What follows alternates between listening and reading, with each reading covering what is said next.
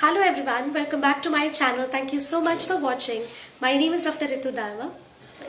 Last video जो मैंने upload किया था ऑर्गन ऑफ मेडिसिन सीरीज का, that was about therapeutic law of nature, aphorism number 26, जो कि बहुत इंपॉर्टेंट है, a very important segment, a very important concept of homeopathy. अब उसी को हम आगे बढ़ाते हैं और आज इस वीडियो में मैं आपके साथ दो अफॉर्गिज्म्स शेयर करने वाली हूँ। दोनों छोटे छोटे से हैं, 27 and 28, which is again very important, लेकिन जिनको 26 समझ आ गया है उसी का थोड़ा सा और क्लैरिफिकेशन इन दो अफॉर्गिज्म्स में डॉक्टर हैनिमैन करते हैं। नाउ आप जब भी ऑर्गन ऑफ मेडिसिन लेंगे या उठाएंगे, आप सोचेंगे बहुत सारी चीजें कई बार रिपीट होती हैं। हर एक छोटी छोटी लाइन को डॉक्टर हैनिमैन कई बार समझाते हैं ताकि ये कंसेप्ट बहुत अच्छे से क्लियर हो जाए स्टूडेंट के दिमाग में कि कैसे कैसे होम्योपैथी काम करती है, कैसे कैसे चीजें हो रही हैं। जब हमने 26th अफॉर्गिज्म पढ़ा थेरेप्यूटिक लॉ ऑफ नेचर के बारे में, तो हमें बहुत सारी चीजें तभी क्लियर हो गई, लेकिन डॉक्टर हैनिमैन फिर भी 27th एंड 28th अफॉर्गिज्म में छोटी छोटी बारीकियों को और क्लियर करते हैं, स्पष्ट करते हैं, अच्छे से एक्सप्लेन करते हैं। वो बिल्कुल ये नहीं सोचते कि ठीक है एक बार अफॉर्गिज्म में समझा दिया, now we should move forward to a new concept, but उन्हीं चीजों को और अच्छे से इलैबोरेट करके एक और न्यू अफॉर्गिज्म में समझाना वो डॉक्टर हैनिमैन का टैलेंट था। और इसी वजह से होम्योपैथी को थ्रू ऑर्गन ऑफ मेडिसिन समझना बहुत आसान है। बस लैंग्वेज के कई बार इशू होते हैं, जो कि मेरी कोशिश होती है कि आपको इजी लैंग्वेज में आसानी से समझा सकूं। तो आज इस वीडियो में हम लोग बात करेंगे अफॉर्गिज्म नंबर 27 एंड 28 के बारे में। आई होप आपको ये वीडियो अच्छी लगेगी। अगर पसंद आए तो प्लीज सब्सक्राइब कर लीजिए मेरे चैनल को, लाइक कीजिएगा इस वीडियो को और ज्यादा से ज्यादा शेयर कीजिए इस वीडियो को अपने फ्रेंड्स के साथ, so that they come to know about organ of medicine in a more informative way. आपके कमेंट्स पढ़कर बहुत अच्छा लगता है, मुझे फील होता है दैट जो भी मैं मेहनत कर रही हूँ, जो भी मेरी कोशिशें हैं आपको ये सब्जेक्ट समझाने की, वो सफल हो रही है कहीं ना कहीं। और आपको जब समझ आता है, आपको वो कंसेप्ट क्लियर होते हैं, तो मुझे बहुत ज़्यादा खुशी होती है।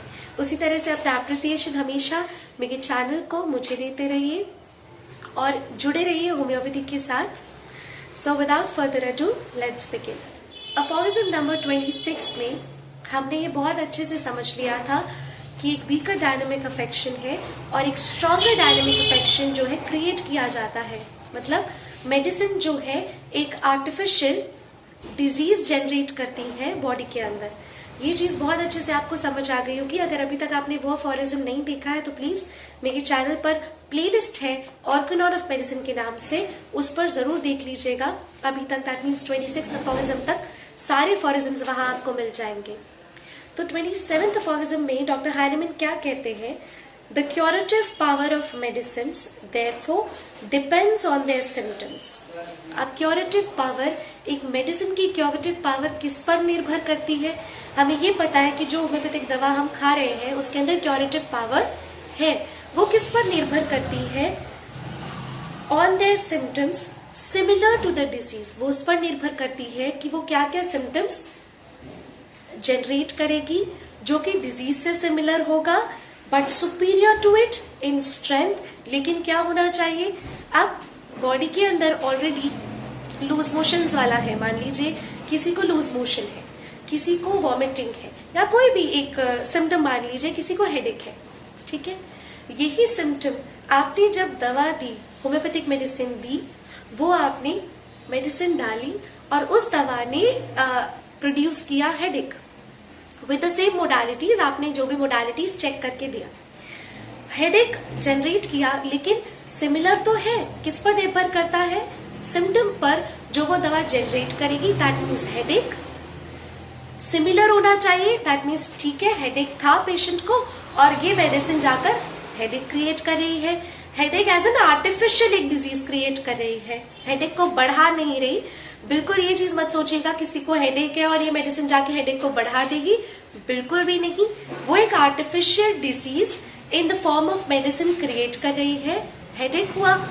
अब क्या चीज, लेकिन स्ट्रेंथ में क्या होना चाहिए? पावरफुल होना चाहिए। और क्या होना चाहिए? स्ट्रॉन्गर होना चाहिए। तो स्ट्रॉन्ग है स्ट्रेंथ में, तभी तो वो एक स्ट्रॉन्गर डायनेमिक अफेक्शन बनेगा। so that each individual case of disease is most surely, radically, rapidly and permanently annihilated and removed only by a medicine capable of producing in the most similar and complete manner the totality of its symptoms, which at the same time are stronger than the disease.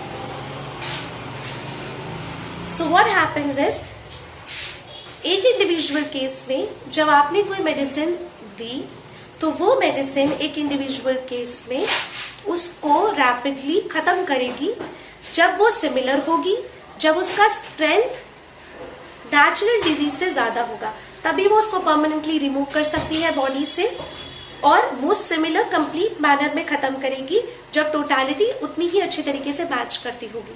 तो बस ये बिल्कुल simple सा aphorism है और इसका language अलग है, बस बात वही कही गई है कि वीकर डायनेमिक अफेक्शन को खत्म करने के लिए आपको एक स्ट्रॉन्गर डायनेमिक अफेक्शन देना होगा। नेक्स्ट अफोरिज्म आता है अफोरिज्म नंबर 28। अफोरिज्म नंबर 28 क्या बताता है? As this natural law of cure manifests itself in every pure experiment and every true observation in the world। अब ये natural law of cure जो हमने पढ़ा वो अपने आप को मैनिफेस्ट करता है हर एक प्योर एक्सपेरिमेंट में, हर एक ट्रू ऑब्जर्वेशन में, विश्व भर में जो भी हो रही है वो इसी फैक्ट पर, इसी पर डिपेंड करता है। जब हमने अफोरिज्म नंबर 26 पढ़ा था उसका बिगिनिंग का लाइन था that this depends on the following homeopathic law of nature which was sometimes indeed vaguely surmised but not hitherto recognized and to which is due every real cure that has ever taken place। इस पर depend करता है जो ये law है, जो आज तक कोई भी क्योर अगर पॉसिबल हो पाया है वो उसका आधार कहें तो ये लॉ होगा ही होगा अगर वो एक रियल क्योर है तो। बस यही कह रहे हैं doctor Samuel Hahnemann aphorism number 28 में कि एक ट्रू ऑब्जर्वेशन जो भी वर्ल्ड में हो रही है वो इसी नेचुरल लॉ ऑफ क्योर पर आधारित है। The fact is consequently established, it matters little what may be the scientific explanation of how it takes place। ये बहुत ही कम मैटर करता है कि एक साइंटिफिक एक्सप्लेनेशन दिया जाए कि ये होता कैसे है, and I do not attach much importance to the attempts to explain it। Doctor Samuel Hahnemann कह रहे हैं और मैं यहाँ पर अटैच नहीं करता हूँ बहुत ज्यादा इम्पोर्टेंस कि मैं बार बार अटेम्प्ट करूं, बार बार कोशिशें करूं इसी को एक्सप्लेन करने की, जो कि जिसका रोल बहुत कम है। आप साइंटिफिक तरीके से इसको समझाएं, वो मैटर नहीं करता कि हाउ इट टेक्स प्लेस। इसलिए डॉक्टर सैमुअल हैनीमैन बहुत ज्यादा कोशिशें यहाँ पर एक्सप्लेन करने की नहीं कर रहे हैं। But the following view seems to commend itself as the most probable one as it is founded on premises derived from experience। जो इम्पोर्टेंट है, ज्यादा से ज्यादा जो इम्पोर्टेंस रखता है वो आपने जो एक्सपेरिमेंट्स किए उनके जो रिजल्ट्स आए वो देखे, वो इम्पोर्टेंस रखता है, रादर देन कि आप एक ही चीज को एक साइंटिफिक एक्सप्लेनेशन दिए जा रहे हैं कि ये होता कैसे है, हाउ इट टेक्स प्लेस। अब जो नेक्स्ट अफोरिज्म है अफोरिज्म नंबर 29 वो बहुत इंपॉर्टेंट है। उसके लिए जरूर आप अपना नोटिफिकेशन बेल को प्रेस कर दीजिएगा ताकि आप नोटिफाई हो जाए। नेक्स्ट वीडियो आएगी अफोरिज्म नंबर 29 की। इट्स वेरी इंपॉर्टेंट अफोरिज्म, तो उस वीडियो को जरूर देखिएगा।